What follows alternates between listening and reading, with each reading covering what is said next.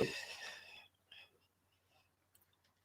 Andy Campbell! It's in! Campbell comes off the bench to be a hero! A superhero! Breakthrough! It's taken a while, but it's been worth the wait for Cardiff City!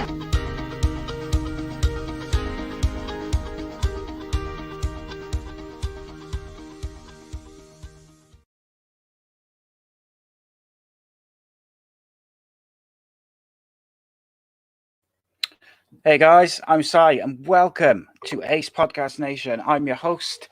On the channel, we've got all sorts of subjects, podcasts, interviews, content, football, mental health, MMA. My mind's gone completely blank. Films, TV, everything. We've got a popular series, Unscripted, Uncensored, which my co-host tonight is actually in, which will be dropping Sunday, his episode. We also have our new series, My Story, where we dropped the latest episode with former Wales international Rhys Weston yesterday, which is Sunday. Welcome to everyone as everyone starts to fill into the live chats of Facebook, YouTube Live, and also Periscope tonight.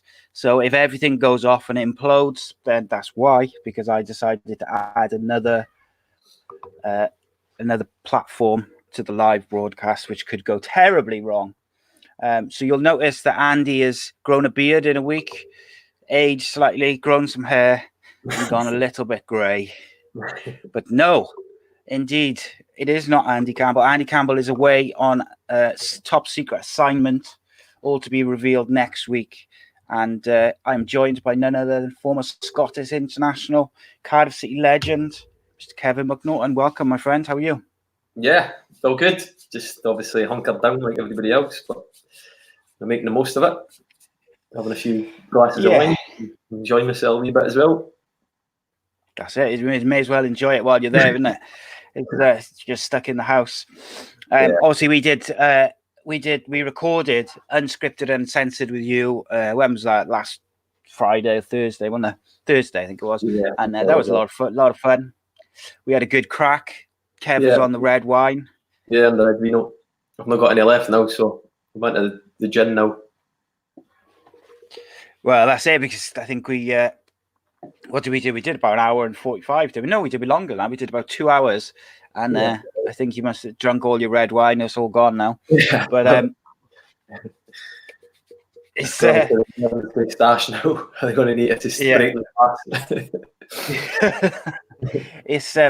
It's one of those, isn't it? Like, no one knows how long it's going to last, so it is what it is. You just got to kind of suck it up and hope that it doesn't last too long. But so like me and Andy, I feel like we've talked about this and the impact on everything, everyone, football. I feel like we've talked about it for the last 3 weeks constantly, and I got to be honest, I'm pretty sick of it. But before we go completely away from it, I wanted to ask your opinion on what you think they should do with the current season, because me and Andy have talked it to death over the last few weeks. We didn't really agree, although I think I did turn him a bit last week. I think he's starting to agree with me. So what would you do? It just depends how long this goes on for. I think it's obviously the longer it goes on for, the less likelihood of the season getting finished. But does he into next season, then it's. I mean, I'd like to see the season finished, but I just can't see how they're going to be able to do it unless they impact on obviously next season as well, and then they've got obviously competitions as well with the national team. So I think somebody's going to suffer anyway, whether it's the teams that are obviously winning at the moment. Or it's an unprecedented situation. So my head's scrambled with it as well. As a sort of the thing is you'd like to see it finished, but at the end of the day, there's obviously other things that are important. Yeah, I think like we sort of came to the conclusion last week that it was pretty much. The most important thing is making sure as many people as possible don't get the virus, and people are living through it. But from a purely football point of view, my point of view has always been the season.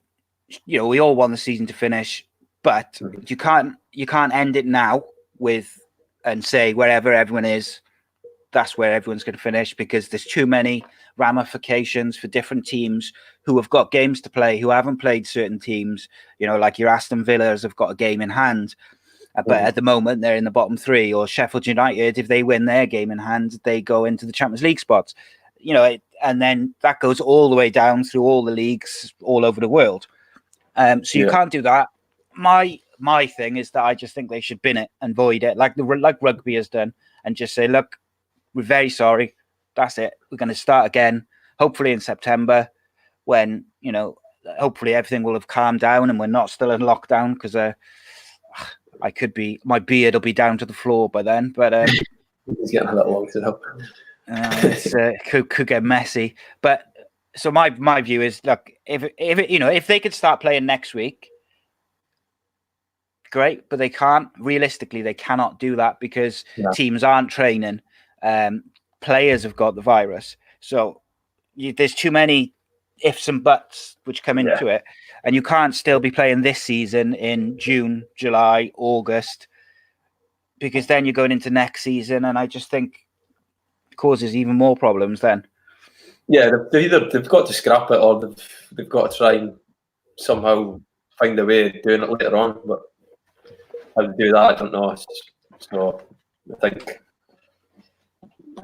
it looks more likely that they'll probably just have to draw a line under it and start again.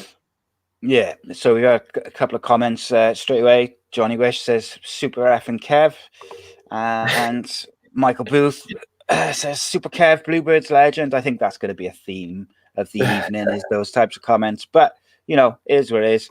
You are who you are. I'm looking forward to actually getting back into, you know, talking football rather than the virus and, you know, this, that, and the other. And I say that as someone who has had 3 days of feeling like utter shit. Last week, I was fine. I was just kind of making the most of it. But Saturday, Sunday, and today, I just been like, I'm done with this now. I'm ready to go back to normal life. It's been a battle. I think my household's a bit of a madhouse at the minute. My wife's just started painting. All right. The walls. Actually started painting the walls and everything else. Oh, there you go. You might get some jobs done. Done. Boy. The other night as well. I'm actually getting fitter for this period. I've been out running. Need to get with that. This might be the best thing. I'm actually losing a bit of weight. Well, you can come out of retirement by the time the season starts up again now. No, that will not be happening. Don't fancy that. You'd have to stop with the gin and the red wine then on a full night. You know, I've got myself to certain fitness, but no, I've not quite got there.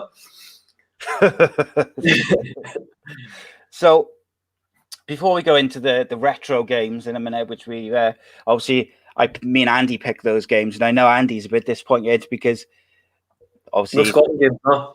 Yeah, I know. Well, that's the thing, is I picked an England game because we've got a lot of England, you know, followers and viewers and listeners and stuff. And I felt like people would moan if I just picked like 2 Cardiff games, a Welsh game and nothing else. So it was either going to be a Borough game or an England game. So I went with an England game. And then obviously Andy was looking forward to talking about, you know, the Andy Campbell game, as it's now known, the Millennium Stadium. And he's away. But he'll be back. Craig Sullivan says, forget the Eddie Johnson goal. I was there for Super Kev's volley versus Hereford. Yeah. It's a collector's item. It's a beauty. I saying to you just off air, obviously we got the Andy Campbell intro. I made like a really nice one, which I'll release tomorrow, where it kind of was the start of the Andy Campbell one, then it was a record scratch, and then it broke into the Kevin McNaughton chant and that goal, and then it finished with you being carried across the pitch after we got promoted, and I just could not get it down to a small enough file to do it, but I'll release it on social media tomorrow. Okay, so we had some there's been, there's news and rumours all over the place. But the one story which I feel like is probably the biggest story in football, at least today, is Jack Grealish put out tweets and all over social media last night saying, stay at home, everyone stay at home, save lives, stay at home. And then at 8 o'clock this morning, after being at a party all night, crashed his car into a load of parked cars, told the people he'd pay for the damage, and then disappeared. It's not a great look for someone who's had his share of controversies, shall we say. Nah, bit of a silly one really, but yeah, he's going off the... I think I've just read that he's going to get fined from the club and stuff like that, but yeah, it's not really... Footballers get a bad rap, but certainly doing stuff like that is... it doesn't shine a good light on footballers, to be honest with you. No, it's not. It's in the current climate. Like for me, I always think when people give footballers grief for being drunk or like going out, I'll always stick up for them because they live the majority of their year like completely teetotal, whereas the rest of us, go to work all week or whatever, and then can get smashed on the weekend, or can go and have food and drink and go out, and can also go and have a meal with their family without having people approach them and ask them for photos and autographs, and and then you add in things like paparazzi, and you add in things like people just taking photos without asking as well. They're always under the microscope. So I'll always stick up for players who want to go and have a few beers. But in this, everything which is going on at the moment, and obviously, the social media posts which he released yesterday about staying at home, and they were probably scheduled and all that sort of stuff by his aid, by his management company. Not so much that, but he shouldn't have been at the party. And I don't want people to call me, biased to ex-Cardiff players. He was at Ross McCormack's house, apparently, allegedly, with Tony Capaldi as well. And, look, I've been one to moan for the last couple of weeks about people not staying at home and about people, going out and seeing their mates and going to the beach and all these bizarre things that people have done. So I'd be a hypocrite if I didn't say, these three footballers, as far as I know, Tony Capaldi doesn't live with Ross McCormack, and vice versa, and Jack Grealish doesn't live with them either. So they shouldn't be meeting up. They shouldn't be having a party all night. And then Jack Grealish probably shouldn't have been driving, by the sounds of it. But, he didn't necessarily drink, despite how dishevelled he looked. No, it's like you say, this sort of climate. The footballers are probably more under the spotlight during this sort of time. So, especially at the highest level, it wasn't so bad. For me, certainly, I never ever got scrutinised like those guys did at the sort of top level. So, just got. Sorry, mate. Go on. Yeah, I was just saying, they've got to be ultra careful in terms of what they're doing and what sort of public image they're giving off. And yeah, it is, like you say, it's quite tough on boys. At the end of the day, especially the younger lads, your 18, your 19-year-olds who are coming through, who are playing at the highest level. They are kids at the end of the day. They make mistakes, but I think during this period of time, especially, that I think everybody knows the importance of it's people's lives at stake. So so can't condone it at all. No, yeah, it's difficult to stick up for him, and I'm a massive fan of Jack Grealish, the footballer. I think he's super talented, and he'd be one of the first names if I was England coach for my Euro 2020 squad if it was in the summer. Obviously, you don't know what's going to happen between now and next summer, but he's quality, mate. He's been superb, and considering where Villa are, it's no surprise that the likes of United and others are looking at him. So in your career, what period did you feel like the most scrutiny in terms of like what you were doing off the pitch, like going out and stuff like that, whether it would be fans or press or whatever, I mean, just general scrutiny? Yeah, I was never. Generally, when I went out in Cardiff, all I heard was that chant. To be honest, whether it be on a night out, that was be walking down the street during the day. in the shops at Cardiff. Oh, from a distance, I would hear that chant. So, yeah, I never really got scrutinised at all during my time at Cardiff. As I got older, you know, at the end of the day, when I first came down to Cardiff, I was a young lad, and it was a new city for me. So I went out when I could. As I got older, it was a case of just, you know, you just mature a bit, and you know when to go out and when not to. It's just, I found that a lot of obviously the younger lads would go out and stuff like that. It's just in the part and parcel of what you would do at that age. Obviously, there were some. I played with a lot of guys. Like I said, Tom Heaton was probably the best example of somebody who just didn't. He hardly ever went out. He just looked after himself, and there's no coincidence that he's now, you know, kicked on and got to the level. He was obviously talented, but in terms of the way he worked and things like that, and how he went about things, he took it as professional as anybody else. So, do you reckon that helped that he came through the United system, which is obviously, you know, as a youth system, they're renowned as being up there? Do you think that attitude came from that, or is it purely down to the person? I think it does. You're a sort of product of your environment, so that's probably right. Like, so when I came through at Aberdeen, we had a really, really strict coach. And we actually had quite a successful team for a couple of years at youth team level, and always felt like that kind of grounded me in terms of, you know, the changing room policed like the guys. You know, if they weren't up to scratch, the changing room sort of policed everything. It was actually a tough school. It was quite a tough environment to play in, but again, it sort of stood me in good stead for the rest of my career. Was there anyone at your time at Cardiff who was kind of like would make sure that everyone was staying in line in terms of going out and stuff like that? Was there someone who would keep an eye on the younger players and the people who liked to have a beer? I think everybody's. I mean, you can't stop guys going out. No. I remember there's a few lads that went out at wrong times. I'd hold myself accountable at times going out at, you know, just off the back of defeat, which generally sounds bad, but that was the time you really wanted to go out and have a couple of beers. Yeah. You know, when you were winning games, you didn't even feel the need to. That's for me anyway. I didn't feel the need to. I was just, you know, probably drowning my sorrows more than anything else when you were losing games. But yeah, there was a couple of times I think a few people have gone out at the wrong time, and you know, I think it's usually the management that pulls you up, or coaches will hear about it, and it's usually them that sort of puts the screw in, really. Yeah, so a couple of questions straight off the bat. Jamie says, late to the party, but do you think he's missed his big move now? I think he's talking about Jack Grealish to United. Do you think that this could affect that in terms of him going there whenever the window opens? I don't think so in the long run. I think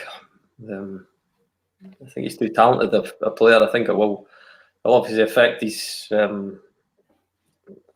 how he's perceived, certainly at the moment. Whether that will affect his moving clubs or whatever, but you know, it's difficult to say at the moment, isn't it? Because everything's so up in the air that you just don't know what's going to happen. Like, yeah, he's made a mistake. Listen, he's made a mistake. He's going to probably pay for it now with a hefty fine and the publicity goes with it. He's going to have to, you know, deal with that, because it's not a case of just football fans that'll be coming for him. It'll be, you know, the general public. Yeah, and probably a couple of politicians as well, I'd imagine, because he is so high profile. I saw, you know, Piers Morgan's already had a go. So yeah, he's going to have to ride out the storm. I think it probably has helped him that I know this sounds strange. It's probably helped him that he left before, like, the police arrived and stuff like that. He left his details. He did what you're supposed to do in terms of an accident. And I know this sounds terrible, but he didn't get breathalyzed. So there's no one who can say that he was drinking driving, because nobody knows one way or the other. I don't know whether he was or wasn't. I have my, you know, what I would assume, but you know, he's going to have to ride it out. He's going to have to suck it up. He's made a mistake. Everyone makes them. And right, Danny Reese, evening, Danny. He says, "Fancy coming back to Cardiff, Kev?" Yeah. I'd love to think my legs would disagree with this. So I try and get down as much as I can, to be fair, at the games and that. I've not been able to this season. I was actually due to come down in April. Doc Len Noakes, the doctor at the football club, was organising a golf day. Oh yeah. For a yeah, so I was planning to come down to that, and I was maybe going to stay for the rest of the week and try and get to Cardiff, Bristol. Okay, but yeah, it's just kind of everything went up in the air. But I do try and get down as much as I can. I do miss it down there. Will we ever see Super Kev, the manager of Cardiff City, do you reckon? Yeah, you never know. But at this moment in time, I'm still fairly very low down in the pecking order in terms of learning my trade. So I'm just at the stage where I'm trying to get my coaching badges. So and working with young lads. So I'm just trying to get better at coaching, see where it takes us. Do you reckon, in terms of that, in like young coaches like yourself getting experience, do you feel like it's better to coach like academy teams and younger boys and under 23s maybe, or get a job in like the lower leagues, maybe the non-leagues or the League Two, and kind of get a good reputation that way? Which way do you think is more beneficial? I think the faster routes, obviously. I think just getting in there and getting a bit of experience at that lower levels, in terms of if you do get a good run, it's similar to the likes of, I'd probably say, Jimmy Floyd Hasselbank when he first came in at, I think it was Burton, he come in, got a good run.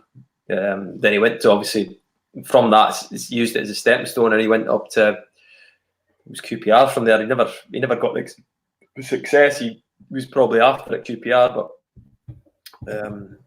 if you do get that little bit of success early on, it's you can build a bit of momentum up then. With his profile, yeah, it's probably a quicker route to get into this upper levels. But I think you learn a bit more working with younger players. Certainly I have anyway.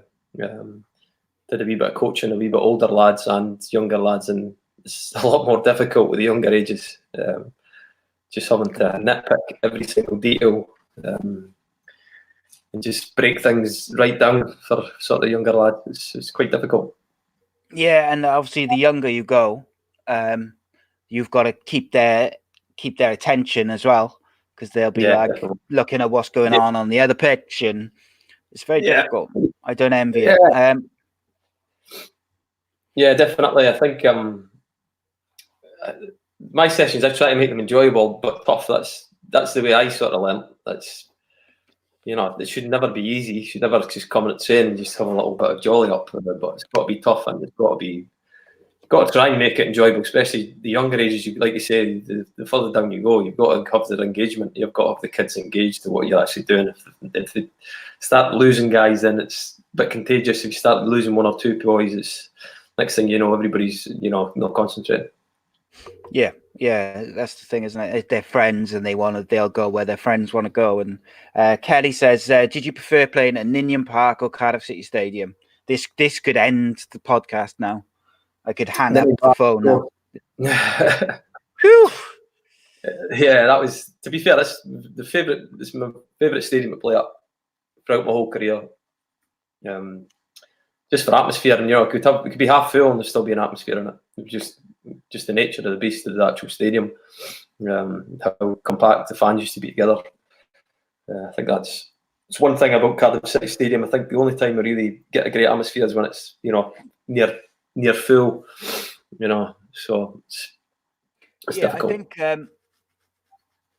think we discussed this on the. We discussed this on the show we recorded, last week, wasn't it? They just about Ninian Park and the atmosphere and the difference and where they've put the away fans compared to where it was in Ninian Park. Ninian Park's legendary, but like you pointed out, it was also falling apart, and probably it had seen better days. That's just a fact. but it doesn't change the fact that when you're an away player or away fans, it was not a nice place to come, which means it makes it harder to play football at the end of the day. Yeah, I remember going to it was Colchester. I think Colchester's old ground, and it was rotten. It was before they built the new stadium, and it was terrible going there, and it was such a difficult place to play just purely because of that. It was just changing them. I was sat on somebody's knee in the changing room getting changed. To be honest with you, it was that tight. So it wasn't the best. Nah, certainly for likes of Arsenal's and your Spurs and Leeds who came to Ninian Park, they didn't enjoy their time. Fair enough. Johnny Wish says, who was the best at going out on the beers and then playing the next day? I used to be brilliant when I was younger. I was brilliant at that. But as you get older, yeah, the hangovers last longer. Yeah, you don't recover as quickly. When I was younger, I was good. I remember they got a surprise bleep test one time. I'd been on a night out. Oh my God, I can't think of anything worse than doing the bleep test with a hangover. It was during the week, and it was one of the lads' birthdays, and me and two of the boys went out for food, and then had a few beers, and then it actually just ended up a night out. And then we came in the next day. This was when I was younger. I think it was like 19, 20 at the time. And then we got the bleep test. But it was something that I was all right at. I was quite good at the bleep test, so yeah, I just sucked it up, and I knew I didn't want to look as if I'd been on a night out, so I tried, gave it everything, to be honest with you. By the end of it, I was white as a ghost, but I got it done. Yeah, I was just having a quick scan through the live chat to see if any of my mates were in there from who I used to play football with, and luckily they're not. But I used to when I was a bit older, like mid-20s, I'd not played football for about 6 years, and I was talked back into playing for the pub side. And my first game back, we went out on like a session and a Saturday night, and we went clubbing and whatever as you do, and down there playing against, who were we playing? Somali Dragons on Pontcanna Fields at 9 o'clock on a Sunday morning. I had about 2 hours sleep. I stunk of martini and gin, and 20 minutes in, I was throwing up on the sideline. I still played that. I did all right in the end that season, but I just couldn't drink the night before. I was in a right mess otherwise. But it is what it is. Some people were, but when you look back over the years, like years ago, players like your George Bests and your Norman Whitesides and people like that, they used to go out, have a massive session on a Saturday and come in on a Friday, come in on the Saturday, play blinder. They just could do it. Yeah. I spoke to someone, I can't remember who it was. Who was it? Someone I've had on the podcast. Maybe someone can tell me if they've seen it. And they said that they're someone in their team, and they named the player. We used to have like a pint and something to eat at lunchtime on a Saturday before the 3 o'clock game. And I was like, I can't, that would make you be bloated, and can't imagine being ready to play football. But some players were able to do it, weren't they? Yeah. Like in New Year and things like that, I'd sometimes have a couple of glasses of wine night before a game. And then, to be fair, the one game I do remember, I was against, I think we played, I don't know if it was Portsmouth or Plymouth, but I ended up getting man of the match the next day. It was my neighbour kept saying, "You're coming every Friday, you're running at my house now having a red wine." That was a one-off. Right, okay, we'll quickly go through these last couple of questions, then I'll save the rest of the questions for the end, because we'll talk some football now. Let's have a look. What do we got? Who was the best on beers? Right. Jamie says there's no football news, so that'll be the main story. Oh, that's about Grealish. My wife's in the chat. Oh, I fancy that. She never normally watches, so there you go. You've brought her out. Johnny Wish says you two look like twins with your grey beards if Simon takes his glasses off. Not sure about that. but not far off, I suppose. Yeah, I'm the much better footballer. Absolutely. Let's have a look. Any more before Kelly says, what does Kelly say? I miss Ninian Park, some awesome games. Leeds FA Cup, Scott Young and the Kavanaghs was one of the best days ever. It certainly was. There you go. Haley says, what do you think the club should do to honour Wits? And if there was a memorial match, would you play? Yeah, well, they could do that. They could do a match. They could. I think that seems probably the most likely in terms of giving especially his teammates, giving him a send off as much as the fans as well. Yeah, that would. Of course, I would play. Well, I would try to play. I would shuffle about for a bit. We make a little cameo because my legs are not doing as well as they used to. But definitely the club should either do a match or some sort of send off for him. Would be everybody, not only the fans but his teammates and his friends. Yeah, I know. Unfortunately, it's happened at a time where everyone's obviously on lockdown, and you can't. People haven't been able to give him that send off, and I would imagine that the funeral will be very, very private with very limited numbers, which again is the same. People can't give him that send off. I think they should retire the number 7 shirt myself. What do you think about that? Do you think that's an idea, or do you think that that's not really something they should do? No, that's a great idea. I think it's a good idea. Obviously, just be testament to him, really. I think there's not many players that have come into Cardiff and sort of, had the same impact that he has over the length of time as well. So certainly that would be pretty fitting. Yeah, I think so. And I think when you look at his stats, I couldn't believe him. Like Andy read them out last week, and they're just unbelievable. They're the only people, or the only midfielders who've got stats like that are people like Paul Scholes and Gerrard and Iniesta. The very, very top players, which I think says everything about Peter Whittingham. And obviously, not just that, he's a lovely, lovely person. Like I only met him, I think, twice, but great man. Everyone says so.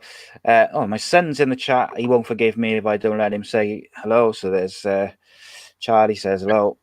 Who else we got? Craig says, could we do a Wits and Barker testimonial game? Get some of the passion and past fan favourites back. That's a good shout. That is actually. I like the sound of that one. That sounds good. Paul Robury Isles, my old friend from the Radar Arms, he says, Kevin, top bloke, drank in my bar now and again, the oyster catcher. So Paul, he used to once or twice. just now and again. My wife says my beard's better than yours, so yeah, that's we'll just quickly go off that comment before anyone realizes that she was saying the other way around. Right, last couple of questions, and then I'll save the rest till last. Danny Reese says, best moment playing for Cardiff? Promotion night. An FA Cup final, I would say, probably on par, but I'd probably say promotion night over the other ones. Just purely because of just the mayhem, really, it was. Yeah. A bit of crowd surfing. I don't think I got in the changing room for about 20 minutes after that game. Yeah. I think I got in and all the champagne had been popped, everything had been drank. Yeah, I was. That was memorable. You would carry that's the sort of thing which is obviously has become an iconic image over the since, but that as a player that can't get that much better than being carried off the pitch by your fans who've supported you all season. That's just what dreams are made of, I guess, isn't it? Yeah, just like Roy the Rover stuff was brilliant. It was a mad week. We ended up probably went to the oyster catcher for a few days in a row.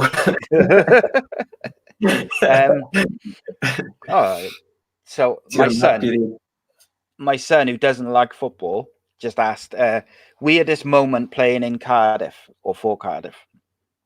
Weirdest moment. Knocking over the linesman. Oh, God, yeah. Probably Eddie Johnson scoring. That was a weird moment. So strange. It's like we won the World Cup. It was brilliant. Yeah. Do you know, the reaction...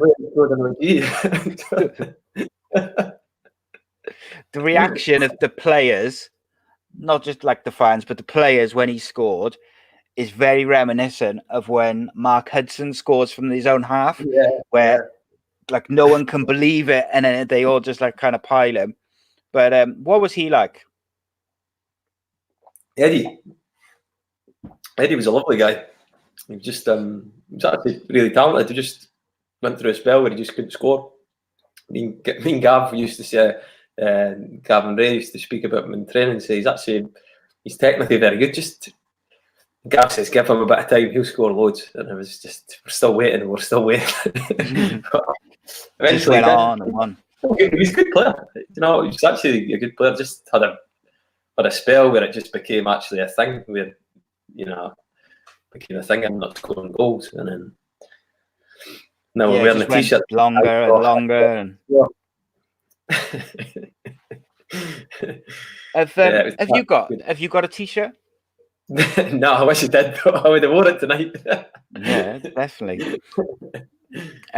Kelly points out that the linesman that you flattened was a lineswoman, but we're not going to talk about that anymore because we talked about that on the Unscripted Uncensored show. So I'm trying to not ask you all the questions which you covered in that show, but so far so good. We've been quite lucky. Craig Sullivan just pointed out it's Mark Hudson's birthday today, so happy birthday, Skipper. I think there was one more question. Where was it? Oh yeah, and by the way, Eddie Johnson scored more goals for Cardiff City than Gary Medine. There you go. That's from Kelly as well.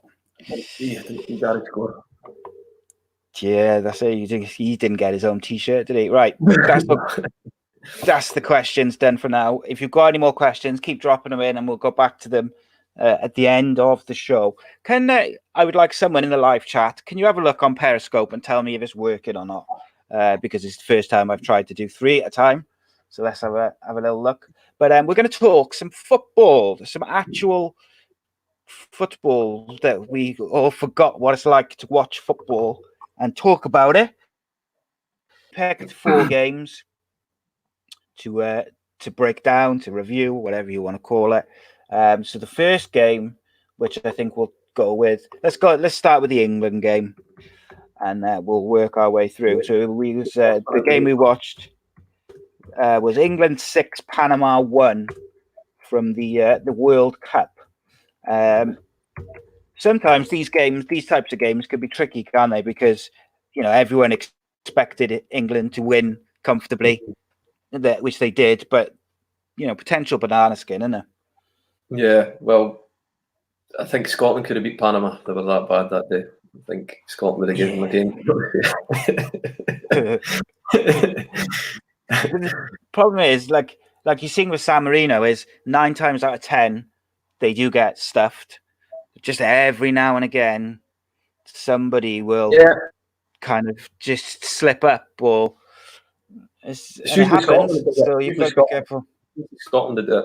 They've done it against Faroe Islands. I think they've done it against a few. yeah. Wales used to do it as well all the time. We've had our heart broken a few times. Oh yeah. Oh yes. So, did Scotland get to the playoffs for the Euros? Or not? Yeah, for this one now coming up. Yeah, they've got Israel in a game coming up, but it's obviously it's up in the air now. So could be any time. Could be any time. Wouldn't it be nice if we could get all the home nation teams there? Yeah. If they can get through the playoffs, because who's qualified altogether? Wales are qualified. England are qualified. Did Ireland qualify? or are they in the playoffs as well? I forget off the top of my head. Playoffs, I think, if I can remember. But I know that at one point, and I think it's still the case, there's enough people, or there's they could all qualify eventually, through the playoffs and all that sort of stuff. Scotland will be the only team. Scotland will be the only team that won't. Yeah, Ireland and Northern Ireland will qualify, and England, Wales, and then Scotland will lose to San Marino or something. Nah. The joys. What's your most painful memory as a Scotland fan? Oh, I've got 15 to choose from. Try to think. I actually was in a squad where we got beat. So we got beat? No, I think we drew. Drew with Faroe Islands. I was on the bench. Away to Faroe Islands, which such a horrible place to try, and even landing there, it's like a tricky landing you've got to get, and the runway is about 100 meters long. I think the guy had to put handbrakes on when he was landing the plane. It was just we watched the video on them. We obviously, you have to just make sure about teams, and even the video of them was bad. You see videos of teams picking their best bits. Their best bits were bad. So we're looking at that game thinking, come on, sure we're going to win this. And then didn't. Sure, after about 20 minutes, we were 2-1 down. So something like that, something along those lines. And I was getting all sorts of abuse every time I was going to get warmed up. I didn't even touch the ball. So yeah, that was the memorable one. There you go.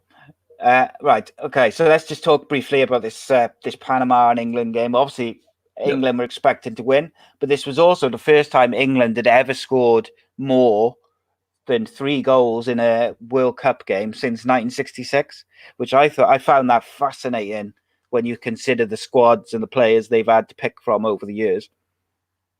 Yes, because probably that's all they've talked about is 66. So they've just they've maybe not actually put it down in the records because they've just talked about that so much. So there might be one in there that just nobody's recorded because we're too busy talking about 1966. Well, did you know they won the World Cup in 1967? Good say. See, this is what I see. And Andy's not here now, so I wouldn't take this away. No way. No, he would not. Okay, yeah. So, I mean, there's not a great deal to kind of break down and talk about for this game. England expected to win. They did. John Stones bagged a couple of goals, which you don't see very often. Harry Kane, another penalty because he's the penalty merchant. That's where he collects his goals. Really bad defending for pretty much the majority of the goals. Penalties, I remember Harry Kane's penalties were good. That was probably the main highlight of the game. His penalties were actually really good. Smashed them in the top bin. Yeah. Panama scored though. Panama scored a goal. That was, the old guy. Heartwarming. Yeah. He looks about 60, doesn't he? Yeah. The old boy. He's looking older than me. Yeah. Well, Lingard scored a good goal, man. I got to say, like bent it in the top corner. England, I thought, actually, for the first time in a very long time at this World Cup, England looked like a team. And I don't mean in terms of the quality of their players, because the quality of the players they've got to pick from compared to all the other home nation teams is massively different. And, they've got more players, they've got better players, but they never look like a team. They never look like they're together. And in this World Cup, was it 2018? I thought they did, and Gareth Southgate deserves a lot of credit for that because people didn't want him as manager. England fans didn't want him. They felt he was the safe, boring choice, but actually he's done a very good job. Yeah, he has. Just if you look through the team, they wouldn't say there's any standouts in terms of being the absolute stars. I think obviously Harry Kane's obviously a big influence on them, but I think that's maybe what's sort of brought them together. There was no pressure on them as well. I didn't feel like it was as much pressure as they normally get on them, which they're expected to win it every time they turn up. So I think this year, I think for the first time in a while, certainly didn't have as much media spotlight and as much scrutiny on them. I think Gareth actually, he probably worked the media quite well. I think he got them in amongst the players and doing stuff with the players as well, which obviously helps. Yeah, he managed them real well, didn't he? He got the media was on side so that they weren't looking for the negatives. They weren't trying to catch players out drinking or going out. They were trying to support them, weren't they? Yeah, they weren't looking to crucify them. Yeah, I think Southgate deserves a lot of credit for that. And that's you make a good point there, Emmett, is that, for many years, there's always been one or two England players within the teams as they go into those tournaments who've been classed as world class. Mm-hmm. Certainly from the kind of the British media and the pundits, like whether it's a Rooney or a Gerrard or a Lampard or a Ferdinand. But when you looked at this team, there was a lot of very, very good players, but maybe not that kind of world-class standout player. Maybe, Harry Kane, you've got Raheem Sterling, you've got Dele Alli, or potentially could be that, but maybe not quite there yet. Yeah, I think that's what helped them, really, in terms of that. And just, I think they seem to have the nation on their back as well, behind them as well, which, I think almost in the past they've been waiting on them making a mistake, really, or they're ready to just crucify them if anything goes wrong. But they seem to. They did get a good run. I remember. I don't think they really played. I can't remember the big teams that played. They the group. Their group is always easy. Let's be honest. The group was easy, and like their qualifying group is always easy, and then their group in the tournament is easy. Colombia was the only team, really, I think. That's right. Because they went out to Croatia. I know that much. Yeah. It's you can only beat what's in front of you at the end of the day. There's the cup final. It was like, if you look back, I mean, we played Middlesbrough, who were struggling a bit in the Prem at the time. Bar that, we were Championship teams, a couple of lower division teams. Yeah. Sometimes you need that luck. Absolutely, mate. Absolutely. Okay, so let's move away from England versus Panama. I'm done with that. Let's go to so we'll break the two Cardiff City games up. Let's talk Cardiff City 1, QPR 0 at the Millennium Stadium from 2003. I was there. I was outside the City Arms until 4 a.m. that day. What a fantastic day it was. Obviously slightly before your time. Yeah. But what is now known as the Campbell goal, and with Andy Campbell coming off the bench to get the winning goal, which you would have seen at the start of the show. So that year, the Division 2 title, as it was then, was won by Wigan Athletic. Crewe came second, with Bristol, QPR, Oldham and Cardiff making up the playoffs. The season before, Cardiff had lost, I think it was to Stoke, in like a second leg. They had that's right. Reece Weston was telling me about it in the show, which dropped yesterday for anyone who wants to see. So they basically, the season before, they'd gone to Stoke in the first leg of the semi-final. They'd won comfortably, and Britannia was a notoriously difficult place to get a result. Then in the second leg, they had conceded a goal, and it had taken like 3 deflections on the way through, beat Neil Alexander, and not Neil Alexander then, I don't think it was. I forget, my memory's shot. But yeah, so the season before, they'd had this painful where they'd fallen at the last hurdle. And then obviously you're at the Millennium Stadium, your hometown, playing the final. Everything is seemingly in your favour for the club. And it goes to extra time, 0-0. And that was stressful. Some good players. So, this is where Cardiff had, under Sam Aman and Lenny Lawrence, they started to really pick up some top players for that level. Yeah. Because Division 2 at the time is effectively it's League 1, and we were signing people like Andy Campbell from Middlesbrough. Yeah. Who else do we have in this? Willie Boland, I think, came around that time. These were players who were leaving Premier League teams to come and play for Cardiff. Danny Gabardon we had in the side, Neil Alexander. I remember seeing Andy play. I've seen Andy play against Aberdeen in a friendly when he was at Middlesbrough. He did really well, actually. I remember I think it was my dad asked me about who was good for Middlesbrough. I remember him actually mentioning Andy. He said Andy was actually Andy actually played really well that game. It was a friendly. But and then it's just strange that a few years later, Cardiff, and he's obviously been a part of that as well. Yeah, so the Cardiff side, this is the Cardiff side for a Division 2 playoff. And when you think about what some of these players went on to do, it's quite astounding that, Cardiff were able to concoct this sort of team. You had Neil Alexander in goal, Scottish international, excellent goalkeeper, kept Cardiff in many a game. You had Reece Weston at right back,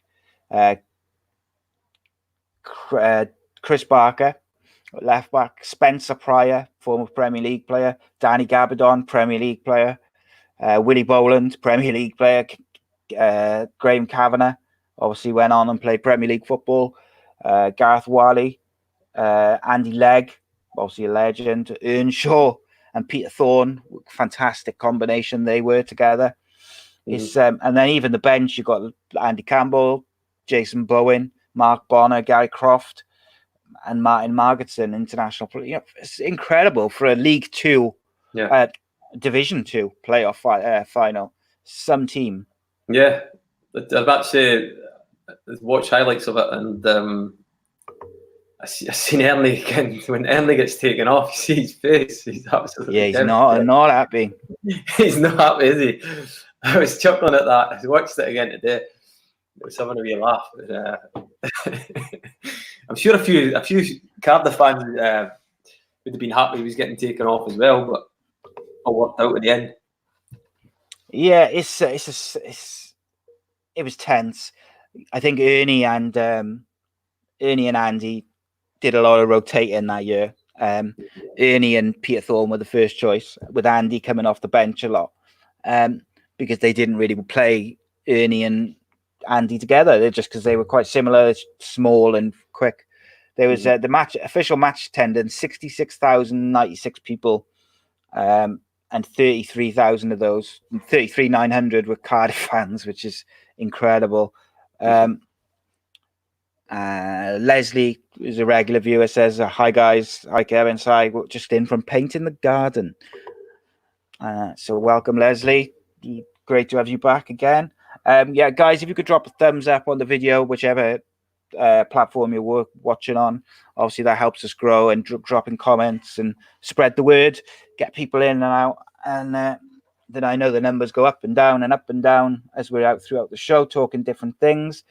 But we're going to get back to some questions with Kev as well, so if you want to drop them in the comments, we'll get back to them. It was 0-0 going into the extra time. Cardiff fans getting a bit tense from the year before, and because it's Cardiff, you just know that we'll find a way to have problems. So what I seen on the highlights, there was this quick QPR had actually a couple of chances, didn't they, afterwards? Yeah, they did. Yeah, QPR had a decent team actually. They had Danny Shittu and Clark Carlisle as their centre backs, which they're two top class sort of Championship, Premier League, not Premier League maybe, but they're two career Championship defenders who were very, very good. They had Paul Furlong, Kevin McLeod, Mark Bircham, and then even off the bench they had Brett Angel was on the bench, and Tom Williams, some really good players. Stephen Kelly played as well, left back. So even though Cardiff got such a strong side for this game, but equally QPR were no mugs, and they had their chances to finish it. They didn't. Yeah. And Super Andy Campbell in the 114th minute went down the left, lifted it over the keeper, and he tells a funny story that he scored, and as he's run to the corner to celebrate, Reece Weston had run down from right back or left back. Right back it would have been because Chris Barker was playing, had run from right back and beat him to the corner, which I found really funny. And obviously he does the chin-up celebration in reference to his roommate, which was Gethin Jones, who had missed out on the squad that day. But it was massive, massive for Cardiff City. Cardiff City as a club, Cardiff City as a fan. Sam Amman was trying to build this thing and get us to the Premier League was his mission. So if we had missed out for a second year in a row, that would have been a big, big speed bump. How many of those players on big money and let's be honest, probably far too good to be playing Division 2 football. How many of them stay? You have to replace them and go again. Yeah. So it's different. It's difficult, isn't it? You've got to. It's like it's an app to that, really, just as a manager having to build the squad. One thing I think Dave Jones was quite good at was, getting him pulling the squad together, because we always seem to lose our best player every season when. Oh yeah, every season without fail, we would lose our best player. Was there a player who you lost one season where you really thought, and you were very, very disappointed that they had gone because of how good they were? Drops. He scored so many goals. It's just, how do you replace the goals he scored? That's a hard thing to do. So we didn't. I think the following season we didn't do that great. I think we might have got to the FA Cup final that year though. Don't think we did great in the league. I'm sure it was that season. Maybe might be wrong, but wasn't really until we brought Ross McCormack back in. Yeah, that really we started getting some more goals again, and then just, obviously Jay Boothroyd coming in as well, got some more goals and a bit of quality. So we always seem to pick guys up who were maybe struggling somewhere and manage to just elevate them a wee bit. Yeah. I think even Olofinjana, when he came, I couldn't believe how good he was for the spell. Just thought, my word, just what a player this guy is. Just even in training and that. Yeah. But he just kind of blew up. He blew up a bit during the mid-season. He should have really been rested for a bit. We just kept playing him, Dave. And he just struggled then after that, didn't he? He just didn't. He never got back. Nah, there was an 8-game spell with him though. I just thought, my God, this guy's unbelievable. Just to hold people off. He had about 5 guys around him, and he just was just like, nope, it's my ball. But there was a few Dave plucked out of nowhere really that were actually turned out to be good players. Well, Jay Bothroyd, when he came in, had a terrible reputation for his attitude. And he was almost like that. He was almost regarded as that kind of wasted talent, where his attitude had got in the way. But actually, he was outstanding for Cardiff Low, and could his work rate have been a little bit more, maybe? But the quality that he brought and the hold-up play that he brought was second to none. Yeah. I noticed that Craig Sullivan's just said that Olofinjana and Drinkwater together was immense, and those two in centre midfield for that period, which you just mentioned there with Olofinjana, was just so good. They were so strong. I think Danny Drinkwater was underrated for us as well. I don't think he played as much as he could have. I remember Danny actually came, his first game he didn't do well, and then he just was judged on it. He only had a bit part playing after that, but I always thought Danny was good. He just never really, he was there. He came to us to get games really, and he never got games, so it was tough for him. He was the sort of backup for the first team, but he's obviously kicked on. Charlie says, is there a moment in Cardiff which shocked you massively? Shocked me. I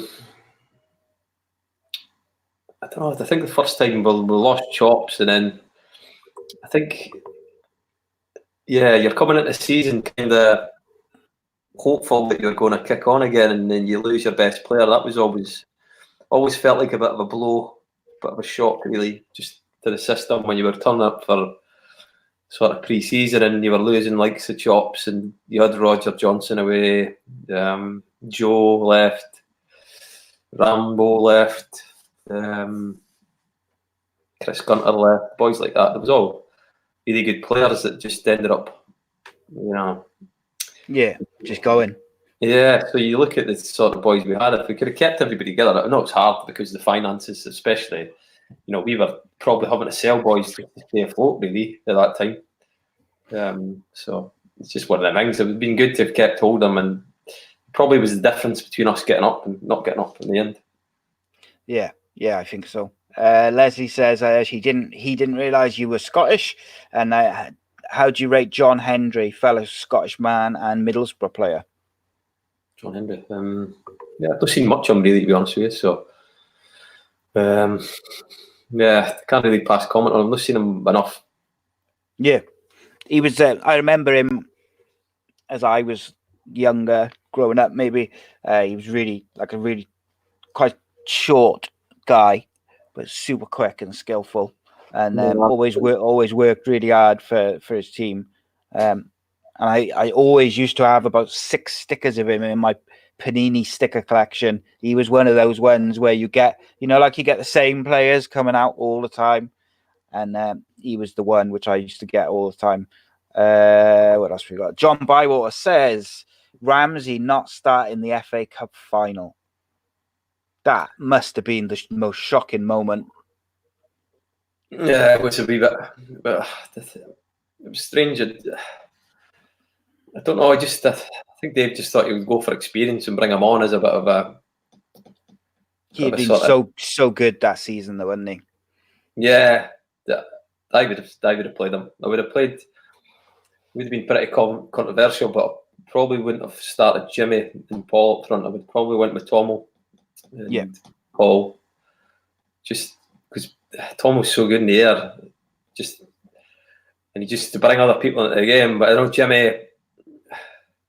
It was a long season, and I just thought Jimmy wasn't at his best at that point in the season. I thought Jimmy was brilliant for us, but just at that point in the season, I just thought better bring him on.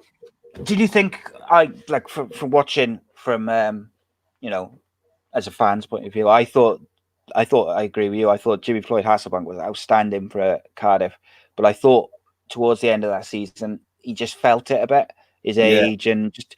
And you can't fault him. Like, he was mid-30s. It's a long old season in the Championship, isn't it? He never missed a training session the whole season. Never missed a training session.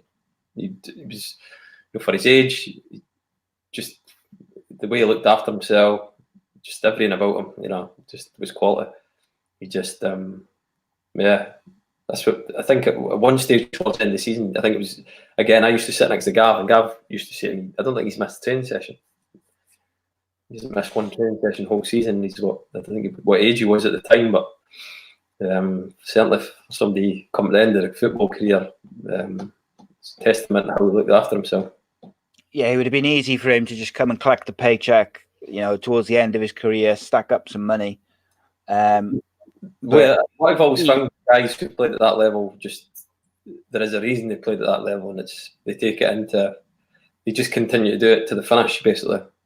That's the same with Craig Bellamy as well. He was the same, just in terms of how he managed his body and how he worked and how his work rate and training and things like that was just, you could never ever question that at all. It's the same with him.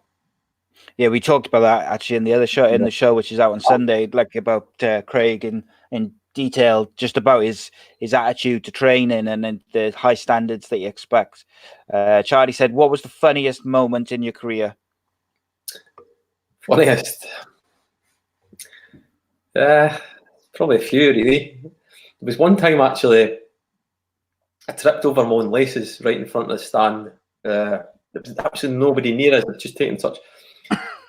For those who were in the stand, we will remember it because I was getting all sorts of pelters. I was just literally running down the wing with the ball, and I fell over just because I caught my laces and just absolutely stacked it. And even I think we were playing Coventry, and even the Coventry player started peeing himself, ball went out for a throw-in. It was that time, and when I scored an OG at Chasetown, I got hit in the head with it. I mentioned that before. I got hit in the head with a hot dog. It gets caught on camera. Don't know what was more embarrassing, actually, scoring an OG or getting a hot dog right off the dish.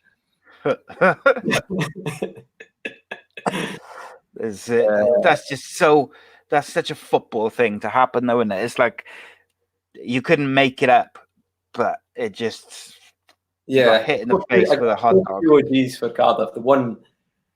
The first one was a bit unlucky. It just took a nick and went in. I think it was against Plymouth. But that one at Chasetown, I should have went with my left foot, went with my right foot, and just slid it in the bottom corner. It's like, thankfully, Rambo came on and saved the day. Saved the embarrassment. Yeah, it was funny. I think Kevin Cooper was on the bench at the time, and he came up to me at half time and said, "You've made this game interesting now, Kev." Yeah, just wanted to make it interesting. That's all. I was just pitching it. If they'd have knocked this out, that'd be it. I'd be getting reruns of that constantly. What was the most disappointing day or moment of your career? Was there ever a time where you shed a tear? The playoff final, obviously getting beat for Blackpool, that was as bad as it came. And Sheff Wednesday away, we needed a point. Got beat 1-0. I think Rog had a chance at 0-0 or at 1-0 just to lift it, or the keeper didn't happen. And it's a combination really of the near misses, takes its toll on you at the end. I think that's why it was probably all the emotion came out of me when we actually got promoted, of those times of the absolute near misses and the sort of pain that you go through. And I think it all contributes, doesn't it? Along, like when you finally make it, the disappointments and everything which has happened along the way, they make it more special. And you do look back and you think of those times where you've just missed out or you've come close. Danny says, who was the best player you came up against? It was a few. Henrik Larsson, when I was younger, was as good a player as I've ever came up against, any sort of level. Moravchik for Celtic as well. Played against De Boer. Arteta. And towards the end of my career, obviously, Cazorla was good. He was very good. He took the mick out of me a couple of times, and I've seen a video of his best bits, and I actually feature it. I played against him once. I feature it. Like the whole video is just you and him. I think that's where I've got a hip problem at the moment. I think that is where it stems from, me trying to defend him. I think I had to get on that game. Get a letter from your lawyer saying, he's twisted his hip all up. John Bywater says, who was the joker in the squad, in that promotion-winning squad? Craig Conway he always had me in stitches. Just the bull. Yeah, he always had me in stitches. A couple of little things he did. I think John, the promotion team, I'd probably say that him. It was a group of boys who were fairly tight, Gunner and boys like that. So I would say I'd say the Bull. Yeah, the Bull was funny. Yeah, obviously you discussed in the Unscripted Uncensored show some what should we say, banter issues with some players who didn't take your sense of humour so well. But we'll leave that one because people can watch that show to find out why and who. Little teaser there. Okay, so let's finish these games. So Andy Campbell won the game, but Cardiff finally made it to Division 1 as it was then. And then the shock of Euro 2016, other than Iceland beating England, was Wales played Belgium in the quarterfinals of the Euros. Wales' first tournament since 1954. The Welsh were out there in their thousands. Wales were playing Belgium. Belgium were the hot favourites. Well, one of the favourites for the tournament, and Belgium started this game like a house on fire. They scored after 13 minutes. It was a rocket. However, I at the time, so I'm not going to change my opinion. I thought the keeper's footwork was a bit sluggish, and if he had made his initial couple of steps quicker, I thought he could have got to it. But the power and the pace of the shot, it's harsh, shall we say. But just before they scored, Neil Taylor cleared one off the line. Mm-hmm. Belgium started like a house on fire, and Wales defended well. Mm-hmm. Yeah, definitely. The strike was. I've watched that a few times. Really, I'd probably say the same as you. I think maybe he could have done better, but probably don't take away the way he hits that ball. Was probably he's not even expecting him to shoot from there. Really, to be fair. And no, I think that's maybe what was half the problem. Yeah, I think so. So yeah, they scored 9 goal-in scores to make it 1-0 to Belgium. But not long, about 17 minutes later, Ashley Williams rose like a salmon and headed it Wales level to make it 1-1. The crowd went wild. My drink went flying.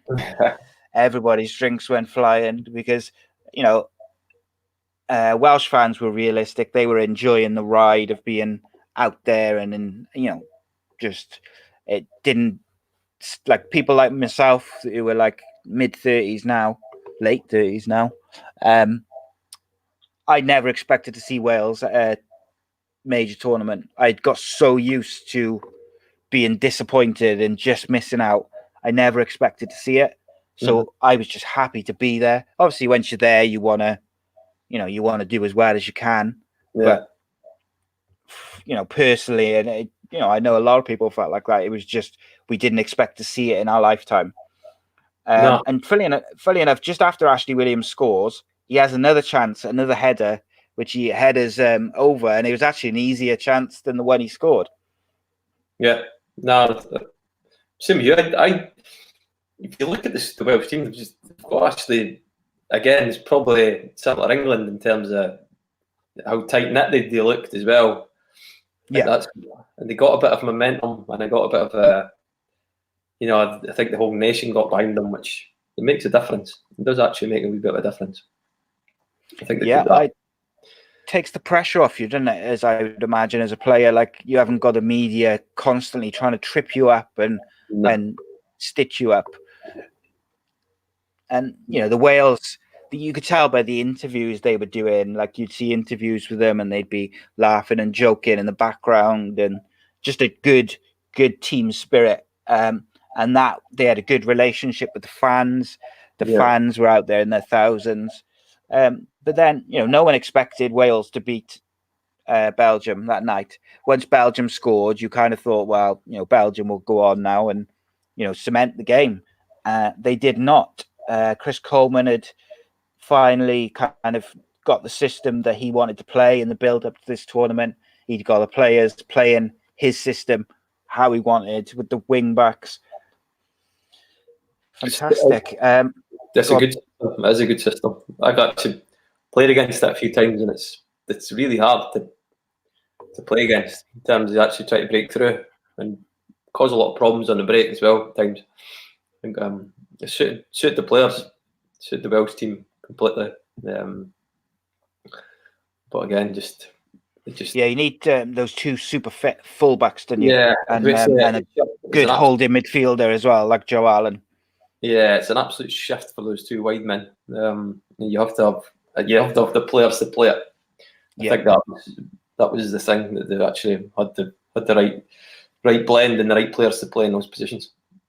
Yeah, and I think it would have probably suited someone like yourself who was, fit and was able to just go up and down for 90 minutes. Yeah, my younger years, yeah. Well, do you not think you can't do that now? No. That's a chance. Yeah. I've got this app on my phone where it it stores all your times that you used to do for 5k runs, and Oh yeah. so I scroll back on some older runs. I just can't see how it was humanly possible for me to run at them times. The way I'm running at the moment. Yeah. So. Is there a big difference then? Oh, Is it? like this. Did 10k run a few days ago. 20 minutes slower. 20 minutes slower. 20 Jeez. minutes slower. So I did it in an hour, and it's usually I did it in 41 minutes or something. That is quite a big difference, isn't it? Yeah, just slightly. I did have the dog this time. He was. Yeah. That's I think that's a fair distraction, isn't it? Yeah. Like, because you've got to make sure the dog's with you, and Yeah. we'll say we'll go with that. We'll go with that. Dog's fault. Yeah. So Wales finished the first half this kind of stronger side in many ways. They defended resolutely. They were very good they looked really dangerous on the counter attack. Just after the break, Belgium looked like they had the bit between their teeth. They looked bang up for it. Lukaku was starting to find a little bit of space. Hazard and Nainggolan were just finding those little holes in midfield. And it did feel like if they got a goal, they'd probably go on and win it. But Wales defended so well. And I tell you, one of the most underrated goalkeepers in the world is Wayne Hennessy. Over the last 10 years in the Premier League and internationally, I think he's outstanding. Yeah. No, I'd agree with that as well. I think he's done very well. Proper goalkeeper. I think with those games, the team that have got realistically, Belgium had the pressure on them. I think the fact that Wales were standing up to the sort of their onslaught for small periods in the game. I wouldn't say it was throughout the game, but no, it just puts a wee bit more pressure on you. I think it was similar when after playing games like that as well, where the underdog, and you can feel that you've got this sort of doggedness about you, and you know that you're actually frustrating good teams. You suddenly just get a wee bit of momentum from that, and I think that's what happened as well. They've seen the little periods out where they were under the cosh, and you get a wee bit of confidence from that. I think that's what they did, and they built on that, and they got stronger. They did look like they actually got stronger as the game went on. Yeah, and every time, throughout the game, even when Belgium were on top, whenever Wales got the counter-attack going, whenever they got onto the ball, they looked dangerous. You had Ramsey in the middle, and you had Bale running off. Hal Robson-Kanu was doing well, holding the ball up, and the wing-backs as well. You just looked like Wales could score, which is a massive thing. When you're under pressure, I think if you can still look like you could hurt your opponents on the break, it just gives them something to think about. So 10 minutes in, it felt like the first 10 minutes of the second half was all Belgium, and then all of a sudden, Gunter breaks down the right. He knocks it into to Hal Robson-Kanu, who sends all the defenders for a trip to the shops and strokes the goal off. And to be fair, that's a goal you live off for the rest of your career. Yeah, he sent them for the one walk a day. Yeah, that's it. Yeah. I think the 3 of them are actually on lockdown at the moment. The 3 of them are still 24 hours. Still walking.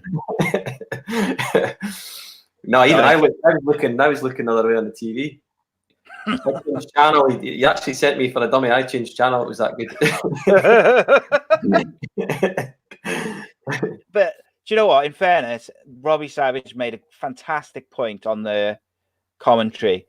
Is that if that was Ronaldo or Messi or Hazard or anyone, any of those top tier players, if that was them, people would have been drooling over it for days and days. But because it's Hal Robson-Kanu, he's not considered top world class player. He's not fashionable and he's not pretty or whatever you want to say. He didn't get the credit he deserved. He sent 3 defenders completely the wrong way, and then he had still had a bit to do as well. He had to finish it. under pressure, in that big game like that. Yeah, he slotted it. Yeah, it was good. It was really good. Just brilliant turn. The Cruyff turn. Underrated. It's one of these things that, as a defender, you actually become used to. Used to boys doing Cruyff turns. So it's actually quite a hard skill to do, because you can half expect boys to do it. So the fact that he sells about 3 people, doesn't sell one person. It was great. It's the first like as a young kid, it's the first skill you learn, like a bit of flair that you learn, isn't it? It's the first turn you learn is that Cruyff turn. Yeah. And of course, Belgium missed some chances then in the second half. You'd expect the pressure was on, and it was 2-1 to Wales. Wales were clinging on. Wales defended really well in this game for the whole game. I mentioned, I thought Hennessy was excellent, but I thought Ashley Williams. I'm not a massive Ashley Williams guy, but in this tournament he was fantastic for Wales. Chris Gunter, I think, has been a tremendous player for Wales. One of Wales's best ever defenders, in my opinion. Just in terms of how he's played for Wales, I think he's one of the best ever for Wales. I think he's been outstanding. Joe Allen's just been that guy, that underrated guy, which no one really talks about, but he just does a tremendous job all the time. And of course, with 5 minutes to go, Belgium were pushing forward. And again, I think it was Gunter crosses it in. And what a header by Sam Vokes. Some header. He's like 10 yards past the near post. I know. Just gets up really. I think it's the timing more than anything else. Just times it so well. Doesn't really need to put a lot of power into it. Just uses the pace of the ball. And just, bang. Keeper had no chance. Yeah, it was probably needed just to put the nail in the coffin, really, as well. It was, that finished it, didn't it? I mean, after that, I remember after that third goal went in, even though there was 5 minutes plus injury time, it was a unique feeling as a fan, because I didn't feel at any point in that 5 minutes plus injury time like Belgium were going to get back into it. I know they had a chance or two, and there's always that chance. But as a fan watching it, I felt comfortable because Wales had defended so well, and they picked up this third goal. I think I've been in teams where you've dominated games and you actually expend quite a lot of energy. When you certainly through those wee spells that you go through when you're actually attacking, you actually expend quite a bit of energy. So if you don't score during them spells, and it gives the opposition team a little lift, then it's exactly what happened with Wales. They just looked like they had a wee bit more energy about them towards the end of the game as well. Yeah, they finished strongly, and they finished Belgium's hopes of winning the Euro 2016. I actually think that if this is only my opinion, obviously, and it's very much the if this and if that. But I think if Aaron Ramsey had been available for the Portugal game, that Wales would have got to the final at least. Simply because Aaron Ramsey, in many ways, is more integral to that system and how Wales play and how well Wales did than Gareth Bale is in many respects. Don't get me wrong, Gareth Bale is one of the best players in the world. He didn't have the greatest tournament. He wasn't our best player. And he obviously can do things that no other player can do. But in terms of the influence on the team, Aaron Ramsey was the guy. So to be missing him versus a Portugal team, which I didn't think were, amazing. They had obviously got Ronaldo and some others. I felt that if Ramsey had played, I think Wales would have had a good chance. Yeah, certainly would have. The chances would have been improved anyway, that's for sure. So sticking with Ramsey, actually, Johnny Wish asked a question about 10 minutes ago. He said, talk to us about Rambo, the man and the player. I was just, the thing that struck me about him was just the fact he was just so casual in training, for a young lad coming in, who I think he was only 16, 17 at the time. Just took everything in his stride, which, you know, temperament-wise, he ticked all the boxes, which you have to at a young age. So I just remember him small-sided games as well. He was a joke. He was just could hit things with his left, could hit things with his right, score goals. There was a few lads who speak and say, like, you know, he's got a chance here. Try and keep a hold of him, and then unfortunately we lost him about a year later. Yeah, it's very disappointing. This guy, and he's gone. Yeah, he what's he like as a guy? Like, is he quite quiet and like hardworking, or does he go out much? Or I know you don't want to slate him, but I just mean what is he like generally? Good kid. He was really chilled out. Didn't go out partying or anything too mental. He just, you know, kept everything at home, and he was fairly settled like that. He used to have this green Ford Fiesta. It was horrendous. Had a checkered roof. Jesus. It was dodgy. It was really. That really sounds dodgy. horrendous. Green, like a pea green. It was pea green. Ford Fiesta with a checkered roof. Yeah, that was pretty brutal, Rambo. You won't. You'll live to regret that one. Yeah, I was going to say. Craig Sullivan also just says, he says, wasn't just losing Ramsey, but also missing Davis versus Portugal meant we changed shape. Yeah, spot on, Craig. I just meant in terms of influence on the whole team. But yeah, losing Davis was a big blow. We have got one last game. This final game, which we were going to talk about. I really just wanted to discuss it because of the influence that Peter Whittingham had on it. Obviously, like we mentioned earlier on in the show, sadly, Peter lost his life recently. So I wanted to add this game in just to pay tribute to him because, as I said to you off air before we started recording, like he was so good in this game, and I had forgotten how good he was. He just completely ran the show. So just briefly, what did you think of the Cardiff Leicester? So the game we're talking about, is Cardiff versus Leicester, the second leg of the playoffs semi-final. Went to penalties and Cardiff won. Yeah, so it's probably as good a start to our game that we've had probably the whole season. That's the one major memory I have of the game, thinking actually how well have we started here. We had so many chances, and we didn't take. We do actually score. I think we go 1-up, but the amount of chances we had at the start of that game was just incredible. I just thought if we could score 2 or 3 of them, the game was finished. But yeah, Witts was just because he's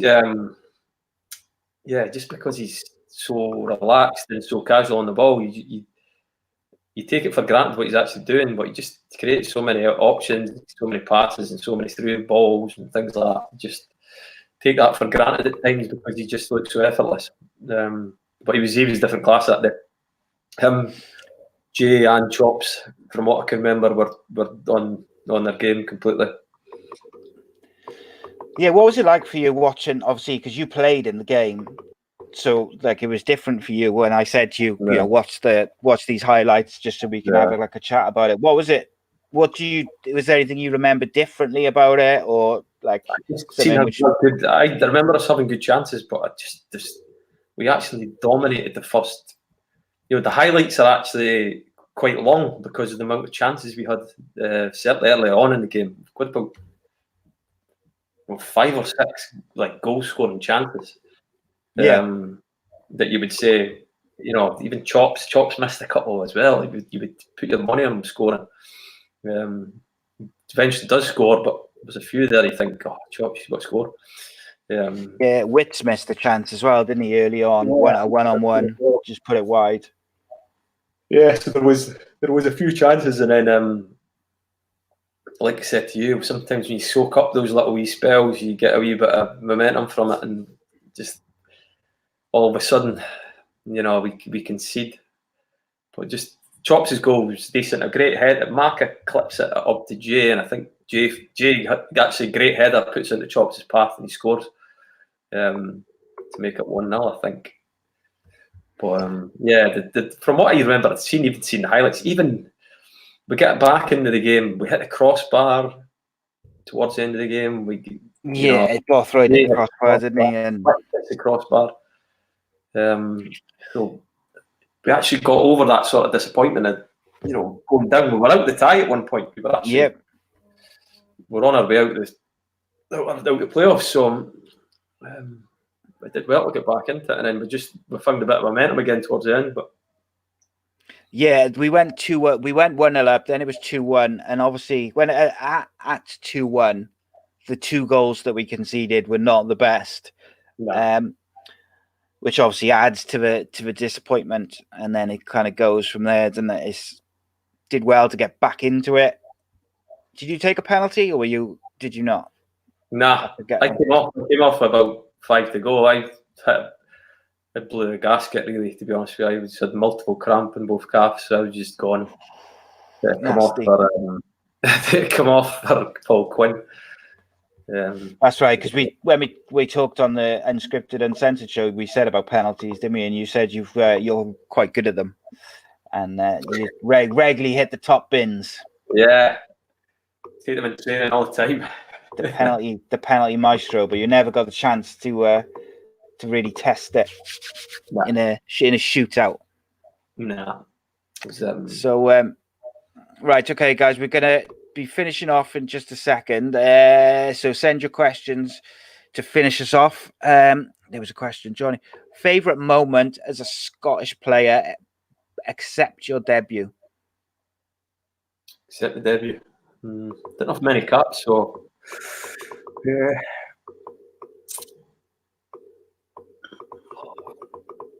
Difficult because I played 4 games. It was probably only my debut that I played probably my best in. The other games probably weren't at my best. Do you remember all the teams you played in those 4 games? Yeah, the first game was Nigeria. The second game was Denmark. The third game was Sweden. And the fourth game was Czech Republic.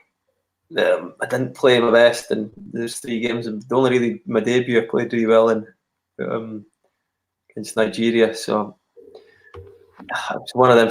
I never actually.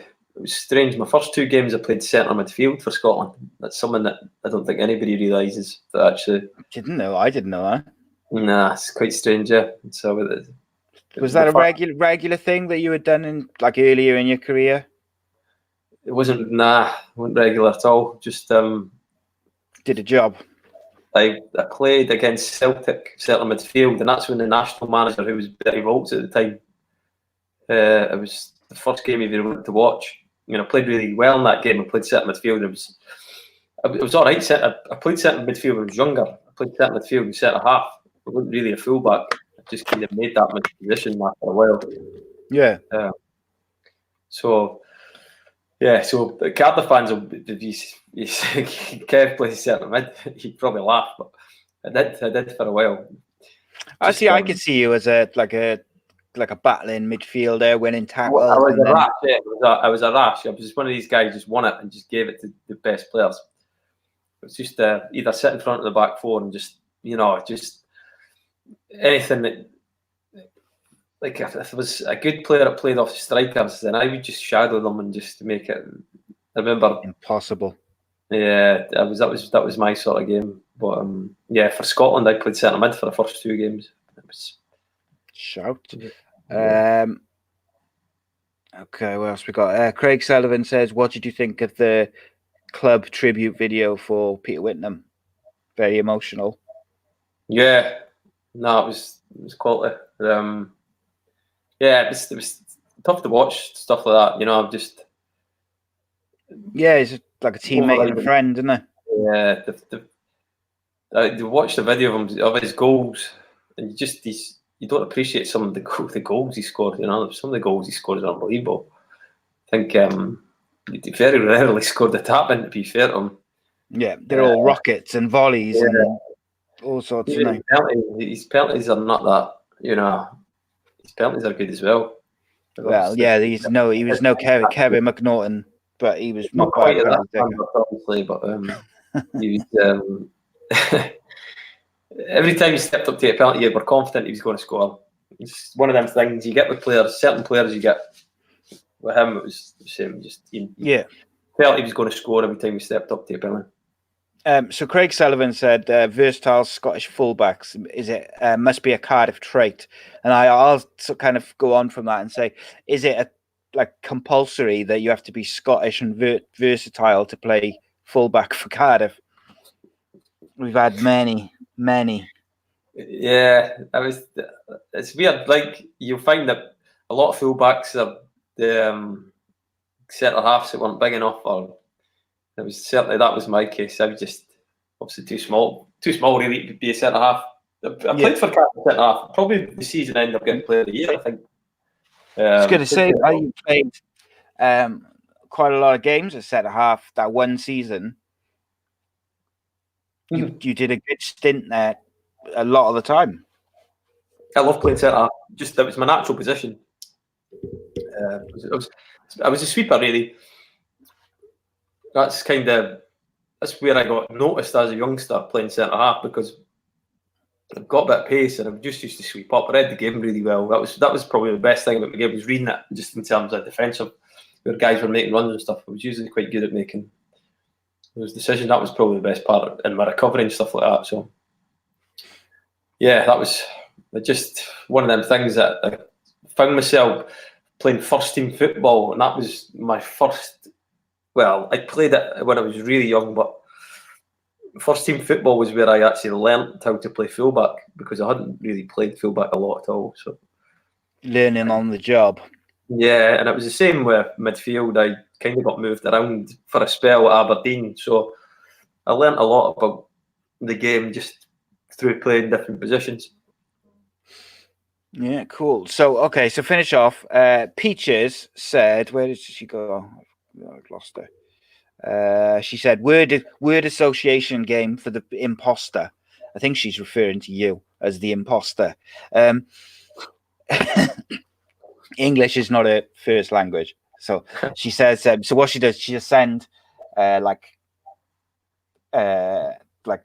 word association games for Andy to answer.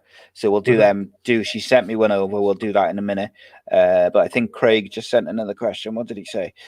He said, didn't you move back to centre half in that game versus Leicester when the centre back was sent off?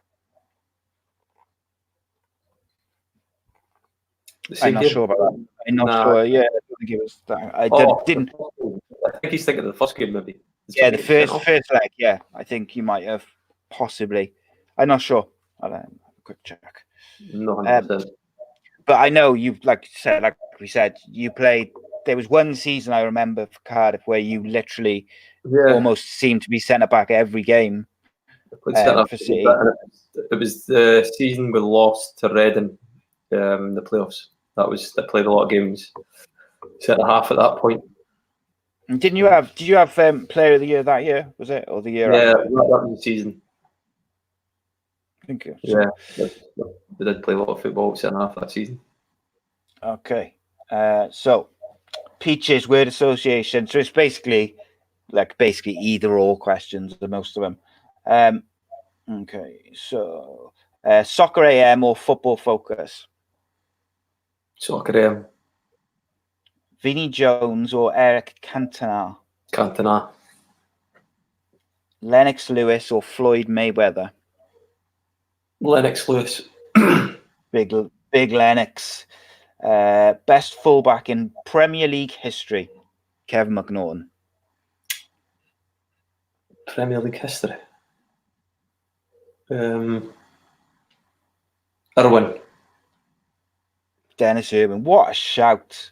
Great shout, that is. Best captain you ever played with? Hudson, I would say. Hudson. Happy birthday. Robbie or Roy Keane? Roy. Everyone says Roy. Man United or Liverpool? Oh, that's a toughie. Probably towards Liverpool at the moment. You are your glory supporter. Tony Adams or John Terry? Sorry? Tony Adams or John Terry? Tony Adams. Shocked. Greatest Scottish player ever? Kenny Dalglish. Michael Chopra or Ross McCormack? Oh, it's harsh. Pick between teammates. Chops. Purely because of the goals. And finally, she says, please answer this question. Don't dodge it like Andy Campbell did. Biggest bitch in football? There you go. Biggest bitch?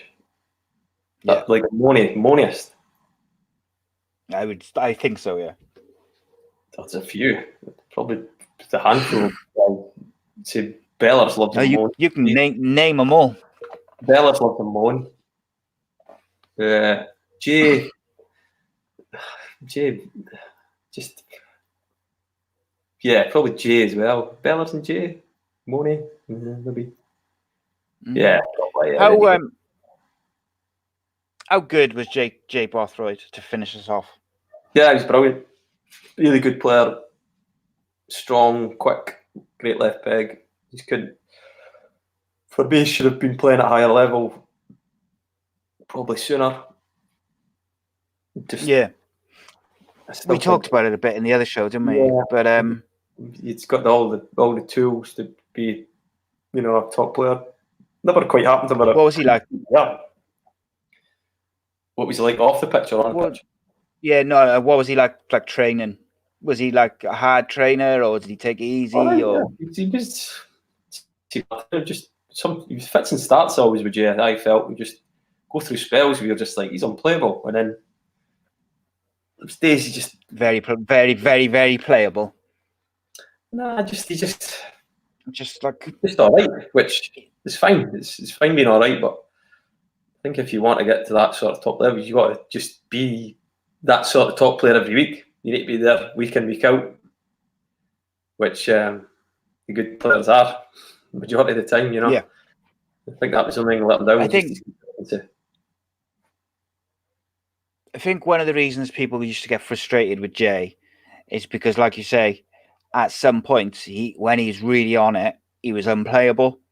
And when you see someone be that good, you get frustrated when they don't do it, perhaps all the time or regularly. But, yeah, very, very good player.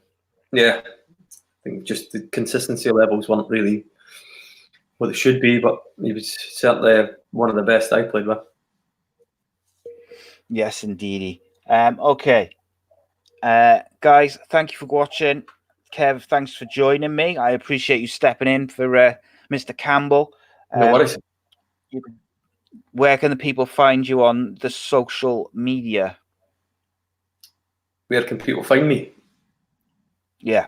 What's your social media tags? I don't even know. You know that? Kev McNaughton, maybe. Kev Mick on Instagram or Kev McNaughton on Twitter, but which I've been using quite a lot. I'll tag them all underneath in the description and stuff. Obviously, the Twitter one is under his name, but there. Yeah. I'll also tag Kev's website where he posts his art, which is superb, may I say. I'd also like to thank our sponsors of the show today, which is Away Day Apparel. You can find their website at www.awaydayapparel.co.uk. They got some limited edition bobble hats at the moment. They got some cargo shorts coming ready for the summer. In particular, the Whittingham range, which is a tribute to the legend that is Peter Whittingham. You can also get, for viewers, listeners of the Ace Podcast Nation, if you enter the code AA Podcast Nation, all in lowercase, you'll get 10% off all your orders if you just use it at the checkout. And that's AA Podcast Nation, all in lowercase. You can find this show and all our shows at video at youtube.com/AcePodcastNation. The audio versions are all the usual podcasting and radio apps, but you can also find it at pod.co/ace-cast-nation. So tomorrow, I have a show dropping with Cardiff City fan author Tony Rivers, otherwise known as Lakey. Wednesday, the Danny Batten MMA show is dropping with myself and former Cage Warriors champion Danny Batten. We're breaking down UFC 1, the tournament, which was insane because that was way back in when the groin shots were allowed and there's no weight limits and no rules. So that was fun. And we also broke down Lennox Lewis versus Frank Bruno from 1993, which was a lot of fun. So join us for that. Drop a thumbs up, drop some comments, share the videos. But most of all, if you could subscribe to the YouTube channel, that helps us the most. Check out the new episode of The Limp and The Boot, which is on Friday. And Sunday, the main event of the week, unscripted and uncensored, episode 13, with the legend that is Kevin McNaughton. Kev, thank you. Everybody who's been in the live chat on Periscope, Twitter, YouTube, Facebook, YouTube, everything. Thank you all. I appreciate your support. Subscribe to YouTube. And we will see you next week for another edition of the live Andy Campbell show. I have no idea whether it'll be Super Kev or it'll be Andy Campbell, or maybe it'll be someone else. I have no idea, but we'll see. But we will be live next Monday, 7:30. Kev, thank you, mate. I really do appreciate you stepping in. It's been a good crack. You can get back to your gin, but I'll still be here now once we've gone off live. Just trying to. I'm dragging it out because I'm trying to find the video clip to play out. So I'm like, just keep talking and talking. Can't find it. So there we go. I've got it somewhere. I'm a professional, don't you know? There we go. Kev, thank you, mate. No worries. People, thank you. See you all next Monday, 7:30 live. Don't miss it. It's Andy Campbell. And now it'll take ages to play, so